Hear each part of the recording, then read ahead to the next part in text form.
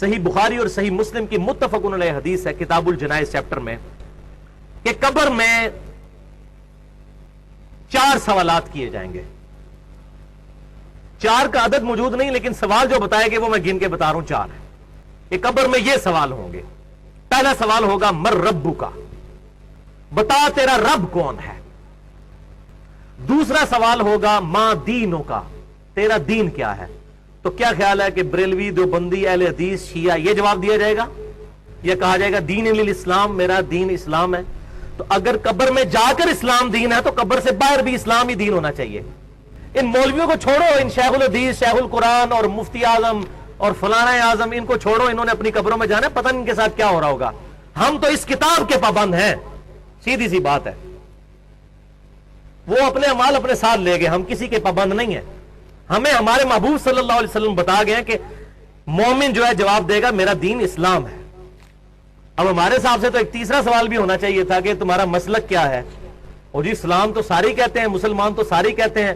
اگر ہم اہل حدیث اور دیوبند اور بریلوی اور شیعہ نہیں لکھیں گے تو فرق کیسے پتا چلے گا. تو پھر اللہ تعالیٰ کو بھی چاہیے کہ فرشتوں کے ایک سوال ساتھ یہ بھی لگا لو اس کے ذیل میں ایک جز نمبر 1 کہ دین تو بتا دیا، آپ بتائیں آپ کا مسلک کیا ہے. تو یہ مولویوں کے سارے ڈکوسلے ختم ہو جائیں گے جو ادھر انہوں نے مسجدوں کے باہر یہ مسلمانوں میں تفرقے ڈالے ہوئے ہیں. تیسرا سوال ہوگا ما کنت تقول فی حق ھذا الرجل، اس مرد کے بارے میں تو دنیا میں کیا کہا کرتا تھا، کیا عقیدہ تھا. یعنی نبی صلی اللہ علیہ وسلم کے بارے میں سوال ہوگا. ترمذی کے الفاظ ہیں من نبیوں کا، تیرا نبی کون ہے. تو دونوں سوال ٹھیک ہیں. اس میں جو کہتے ہیں کہ قبر میں نبی صلی اللہ علیہ وسلم آ جائیں گے، ایسی بات نہیں ہے، کیونکہ مسند امام احمد میں ایک حدیث موجود ہے. وہ شخص پھر پوچھے گا کہ آپ کس مرد کے بارے میں مجھ سے پوچھ رہے ہیں. تو فرشتہ کہے گا الذی بعث فیکم، اس شخص کے بارے میں جس کو اللہ نے تم میں نبی بنا کر مبعوث کیا تھا. پھر کہے گا مومن ہوا محمد رسول اللہ، وہ تو اللہ کے رسول محمد تھے صلی اللہ علیہ وسلم. ان 3 سوالوں کے بعد ایک چوتھا سوال ہے. جو مومن ہوگا، بخاری اور مسلم کے الفاظ ہیں کہ وہ تینوں سوالوں کے جواب دے دے گا کہ میرا رب اللہ ہے، میرا دین اسلام ہے اور محمد صلی اللہ علیہ وسلم میرے پیغمبر ہیں. اس کے بعد جب وہ جواب دے لے گا تو فرشتے پھر اس سے سوال پوچھیں گے کہ تجھے کیسے معلوم ہوئے ان سوالات کے جواب.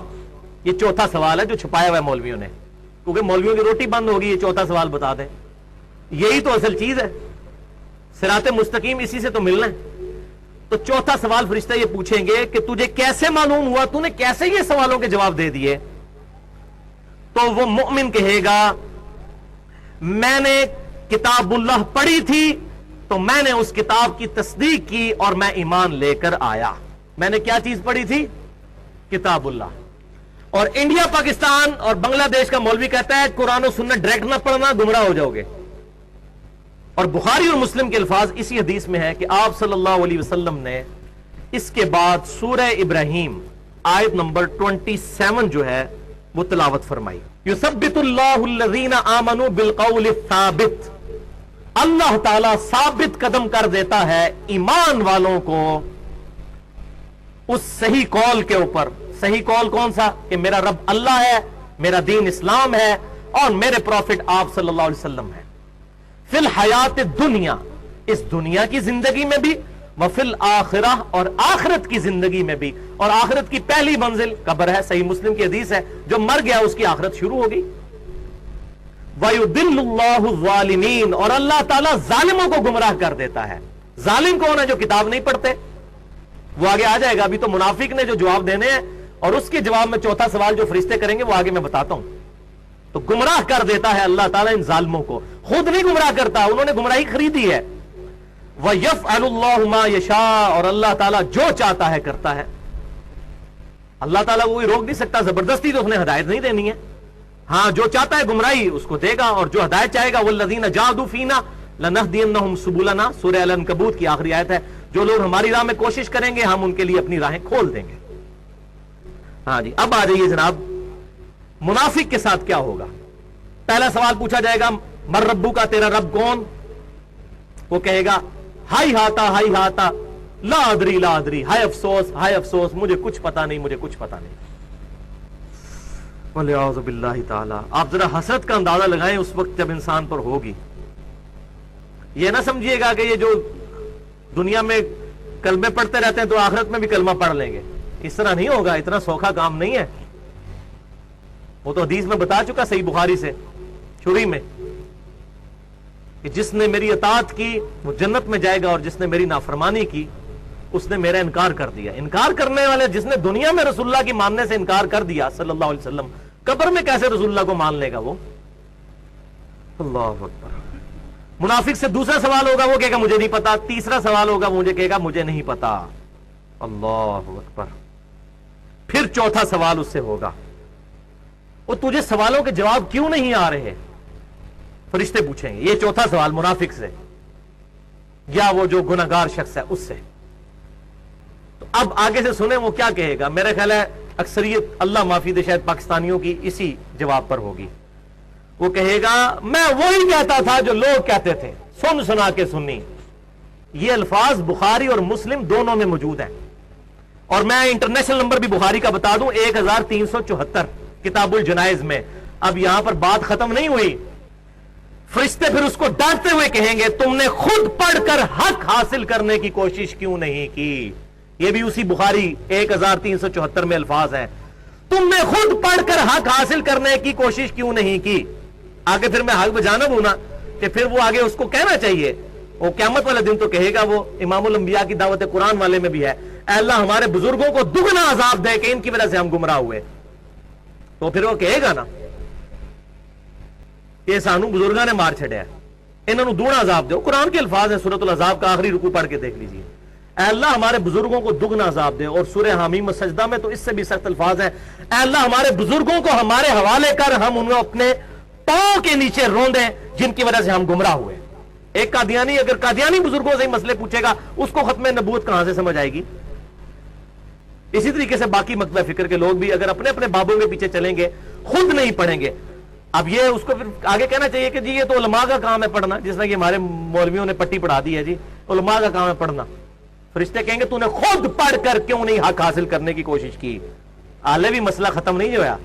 اس کے بعد الفاظ ہیں اسی حدیث کے صحیح بخاری کے, کہ پھر فرشتے اس کے سر میں مہمان نوازی کے طور پر ہتھوڑا ماریں گے, وہ بالکل زمین کے برابر ہو جائے گا. اور بخاری کے الفاظ ہیں کہ اس کی آواز, اس کی چیخنے کی آواز اور ہتھوڑے کی آواز زمین و آسمان کی تمام مخلوقات سنیں گی سوائے جنوں اور انسانوں کے, کیونکہ وہ شریعت کے مکلف ہیں, وہ نہیں آواز سن سکتے. اگر وہ سن لے تو یہ سارے بندے کے پتر نہ بن جائیں. روزانہ اگر ہتھوڑوں کی آوازیں آ رہی ہوں, یہاں دفنا کے آئے اور قبرستان کے گیٹ پہ پہنچے اور دھڑ کی آواز آئے پیچھے اس قبر میں سے, تو پتہ چل جائے اتنے بڑے داڑھی والے بزرگ تھے, اور تسبیحوں والے اور پگڑی والے, اور شلوار ان کی جو گھٹنوں تک پہنچی ہوتی تھی, اتنے بڑی جماعت کے امیر بھی تھے, اور یہ تھوڑا پڑ گئے ان کو. تو پھر سارے میری بات کہہ رہے ہوتے ہیں یار بزرگ پرستی چھوڑو. لیکن اگر یہی بات ہوگی تو کیسے؟ دیکھ کر مانا تو کیا مانا, ان الذین یخشون ربهم بالغیب لهم مغفرۃ واجر کبیر. بے شک وہ لوگ جو کہ بغیر دیکھے اپنے رب سے ڈرتے ہیں, ان کے لیے ہے مغفرت اور اجر عظیم. دیکھ کر تو ساروں نے مان لینا ہے. اب یہاں پر ہی یہ منافق کے کانٹیکسٹ میں وہ آیت پھر کیوں نہ پڑھ دوں. یہ آیت نکال لیجئے, سورہ طٰہٰ آیت نمبر 123. آدم علیہ السلام اور شیطان کا جو قصہ ہے اس کا ذکر ہو رہا ہے. قَالَ اهْبِطَا مِنْهَا جَمِيعًا. پھر ہم نے آدم علیہ السلام اور ان کے ذریعے پوری انسانیت کو خطاب کیا کہ اب اس جنت سے نیچے اتر جاؤ. بَعْضُكُمْ لِبَعْضٍ عَدُوٌّ. تم میں سے بعض کے دشمن ہوں گے. فَإِمَّا يَأْتِيَنَّكُمْ مِنِّي هُدًى. تو پس جب کبھی بھی تمہارے پاس میری طرف سے کوئی ہدایت کی کتاب آئے گی, اے انسانوں سن لو. آدم علیہ السلام اور ان کی اولاد کو اتارتے وقت اللہ تعالی نے کہا اب دنیا میں اتر جاؤ, اور جب کبھی ہدایت کی کوئی کتاب آئے گی, فَمَنِ اتَّبَعَ هُدَايَا. تو جو کوئی پھر اس ہدایت کی کتاب کی پیروی کرے گا, فَلَا يَضِلُّ وَلَا يَشْقَى. تو نہ تو وہ گمراہ ہوگا اور نہ بدقسمت ہوگا. یہ اگلے الفاظ بھی ذرا سن لیں. اسی لیے میں کہتا ہوں اس آیت نے مسئلہ تقدیر حل کر دیا ہے.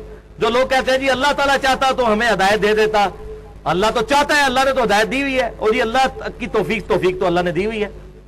شیطان کا کوئی زور ایسا نہیں ہے, صرف دعوت دیتا ہے. بلکہ سورہ ابراہیم میں ہی آتا ہے شیطان پھر آخرت میں جھگڑے گا اس انسان کے ساتھ. جب انسان تہمت لگائے گا کہ مجھے شیطان نے گمراہ کیا, شیطان کہے گا میں نے کہاں سے گمراہ کیا, میں نے صرف دعوت دی تھی, میرا زور تو تیرے پہ کوئی نہیں تھا. واقعی کبھی زور نہیں ہے.